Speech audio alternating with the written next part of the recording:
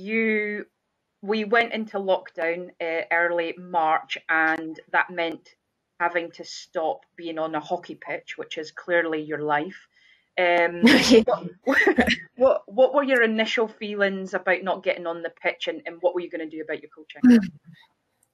Oh, I think panic actually to begin with. I think I just thought, gosh, like you say, it's literally 24/7. So I think panic around, okay, how do we keep these programs going? The league season was finished, but we were just coming into the real meaty stuff with the under-16s and the Masters. So, I think panic for me, panic for them. How do we keep this program going in some guys? Because at that point we weren't quite sure how long stuff was going to last. So would we get some activity? Would we not? So I think my initial thought was panic, and then quite quickly planning mode of, right, okay, let's plan something for 3 or 4 months. We know what we would do if we were on pitch, so the second we can switch back to on pitch, that's fine, but let's plan for 4 months sort of off pitch and see where we get to. So yeah, I think panic then planning, 2 P's. That's what happened. Oh, that's cool. And obviously you started to think about accessing people online and using the lovely platforms that most people have been using over that time. Yeah. So whether it's a mixture of the Scottish Masters stuff you were doing or the Scottish under-16s, would you be willing to give us some examples of things that you did and why you chose to do them? Sure. I won't give you everything because this will be like a 5-hour a 5-hour odyssey. But yeah, I think if we think about the under-16s, I have a great group of assistant coaches, so we just sat and had a real sort of brainstorm around how can we try and get our principles that we have on the pitch off the pitch. So sort of our big one at that age group is trying to get them to be creative, trying to get them to think slightly differently about the hockey so that they can take that next step. So I think that was kind of an easy one for us to try and focus on, the creativity stuff. And I'd seen something on Twitter as well around a football coach doing stuff with his group about life skills. And I thought that was really interesting because we never really touch on that. We talk about, we better players, better hockey players and all, better people, better hockey players and all of that. But we don't really ever touch on it other than don't get your mum and dad to pack your hockey bag. So, I thought that would be a really cool thing to try and dive into a little bit as well. So we sort of, with the 16s, we set out a bit of a plan of all the things we'd like to achieve if we had unlimited time off the pitch. And then we sort of dialed it down a bit and went from there. So I think my favourite thing we did with them was Come Dine With Me, actually. So we did loads of cool stuff, but Come Dine With Me was brilliant because it got all the family involved as well. And it was amazing how many of the parents and stuff came back to and said they've never actually cooked a meal before, the kids. Yeah. So, and that now they're stuck with sort of cooking, loads of them were doing, right, they're going to cook every Saturday or every other Sunday or whatever. So that was one of my favourite things. So we just took the premise of the TV programme and put it into a sort of Saturday challenge, and the families were the judges, and then we sort of asked the families to do it as they would on the telly with scoring and a little bit of a intro. A few of them had a bit of wine, so the scoring went on a little bit long, but yeah, it was great. So they all had a country, and yeah, it was just brilliant. And I think if we chatted to them, that would probably be one of their favourite events too. Oh, that's cool. So that was really cool. Yeah, and then we did loads of Pro League challenge stuff, which I thought was brilliant. I've been stunned about how many and the Masters don't watch actual hockey. So we play it, but we don't watch any of it. We don't watch top level hockey. So the Pro League challenge was cool because it got them watching it and it got them thinking about video analysis. How do we use it? What do we use it for? And seeing the backside of it rather than just being presented to as we would in team meetings a lot of the time. So yeah, I think they were two of my favourite ones. We did the Pro League challenge with the Masters as well, so that was cool. Yeah. Were the answers or the conversations very different? Do you know, it's funny. My assumption is always that it's going to be very different because of the vast age difference. But actually, I find often it's the same nerves before a challenge, the same stress about how we're going to do it. Maybe they approach it slightly differently. So the masters, you know, approached it slightly more analytical maybe than the under-16s did. The same stresses about delivering back, you know, and the same sort of what's the right word? The same feeling that their knowledge is not going to be good enough. You know, so it's I think the same challenges trying to help both of the groups realize actually it's not about how much you know, it's about bring what you know. And then, you know, because you only know what you know, so bring what you know. And then, you know, the coaches are there to help fill in some of the gaps and help you upskill in the knowledge you don't have. So, you know, it's the same. It's funny, they have the same sort of issues, I guess, in how they think about some of this stuff. So, but I was massively impressed, and we were really lucky to get sort of different coaches in to sort of for them to feed back to, so they're not just feeding back to the same people all the time. So that was really cool. Everyone's been really great at sort of coming and giving us a bit of time, whether that be the under-16s or the masters. Superb.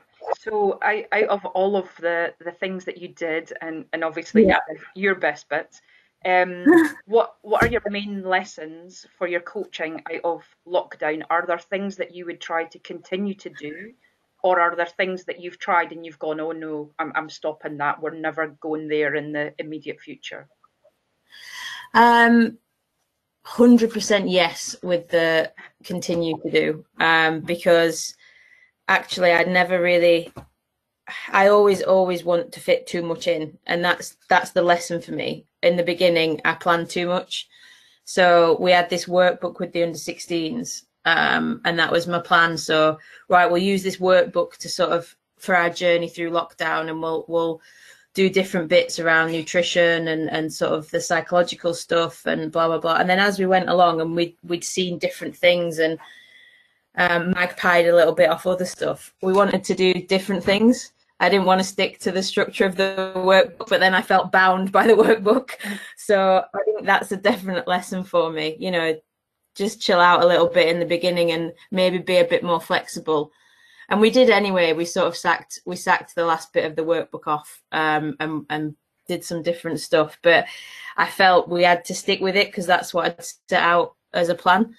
And it's funny because on the pitch I wouldn't do that. You know, if it wasn't working, we'd change it up and stuff. But I felt because that's what we'd set out, we'd sent it to the parents, we'd send it to the players. We were bound by this, you know, workbook. So yeah, it felt like a bit of a noose around our neck at times. So I think that was good that I think it maybe was the assistant coaches that were like, we don't have to stick to this, Kel, if you don't want to. And I was like, great, someone said it. Let's not do it anymore. You just needed some confirmation. I just needed some like validation that we didn't have to stick with this workbook. So it was great in the beginning because it gave us some structure and we were floundering a little bit. And we got some really good stuff from it. But some of the virtual sessions we did with it felt a bit, they felt a bit static and a bit stale. And it was only when we started to use the Zoom rooms a bit more, so we started to do that, and we mixed things up, and we started to make it more interactive, that I think we got real benefit from the Zoom stuff, and started to try and make it like the small group stuff we'd do in a session on pitch. So yeah, they're definite lessons. Speaking to 40 boxers and trying to do work through tasks doesn't work. In terms of what I'd keep, definitely the engagement with sort of the Scotland guys. So Chris Duncan was brilliant. He came and did a great session with the development and performance squad about pressing, and he got all these cool animal analogies going on and video, and they absolutely loved it. And that's an easier way for us to do it because it's less time onerous on Chris. And it's right, we have to get all of these people in a room at the same time. So actually Zoom was brilliant for that because it's just right, Chris, will you give us 2 hours from home?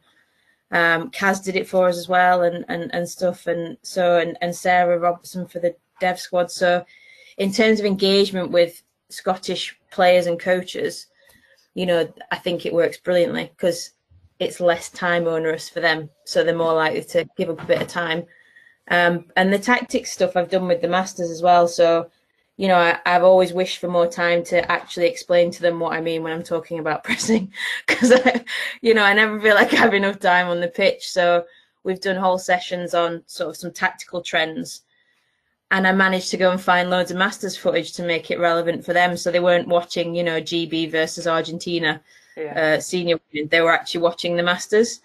So that let all that happen. So that's perfect for that. And then, you know, I think you can just put that stuff in and people can dip in and out and you can record it. So yeah, the engagement stuff, where we really got into some trends and some tactical trends, and we broke stuff down a bit more, 100%, and ditched the workbook. That's what I do. It sounds like it gave you a kind of structure to begin with, but then, like everything, it then needs to evolve and adapt, and that's what you did. So yeah, and like I said, we would do it on the pitch, wouldn't we? You know, we think about all the time, if something's not working, change it up. I don't know why I got so sort of closed mind about it. You know, I was like, no, I've done this, we've put it out, we've got to stick with it. So, but yeah, halfway through I thought, this is not really working for what we want. We're not, it was the creativity thing. I didn't think it was literally like a workbook that we were just working through, painting by numbers almost. yeah, Yeah. which doesn't help creativity. Not at all. And I think when you feel bored as a coach delivering it, that's probably a good sign to switch it up. Yeah. So yeah. And anything that you specifically, I mean, obviously you've got a couple of things there that you think would be useful to continue for the players, but anything you as the coach, other than that whole being a little bit more adaptable and flexible, is there other things that you've contemplated over lockdown? Yeah, I think so for me what's been great is being able to touch bases with the coaches more and sort of we've done more CPD as a coaching group together over lockdown than we have before, because I guess when we see each other, we're always in camp, or, you know, it's about the players, it's about what's going on the pitch and getting that environment right. So for me, with like, I hadn't sat down with the development coaches before this, you know, and so being able to do that CPD together as a group and talk about what's going on, what's working for us, what's not working for us, you know, making real wish lists about what we wanted, and sort of thinking around having this free time, if you like, to think around next cycle and what can we get right from there. So I think that's been a big thing for me, and it's much easier because it's an hour while we're sat in our pajamas at home, well, bottom half pajamas anyway. And it makes it so much easier, and it's just a more relaxed way of doing it. So I think the Zoom stuff can get tedious. I think I felt that I went through a stage of doing way too much CPD. Yeah, I think we talked about it, didn't we? And I said, I don't even know what I've learned. I can't compute it all in my head. So then I completely stepped back from it and did nothing for sort of 3 or 4 weeks. And I felt much clearer and much more able to then sit with the coaches, and we just chatted about what we'd picked up, what we'd learned, what was different, what was the same, you know. And those chats, I think, were probably the best, because it helped all of us just frame the last 4 months, if you like, and what we've got from it and what's been absolutely pants about it. So yeah, they were the best bits for me, I think, rather than at the beginning I was like, right, okay, I've got this free time, cram my head full of as much knowledge as I can do, go and sit on as many Zoom coach things as I can do, and it just was too much. Yeah, I'm sensing a theme actually as I say it back to you. with how I go about stuff. I think the word's full on, to be honest. Yeah, probably. I think so. Full on, then some kind of breakdown in the middle, and then I chill out towards the end. That's great. Thanks, Kelly.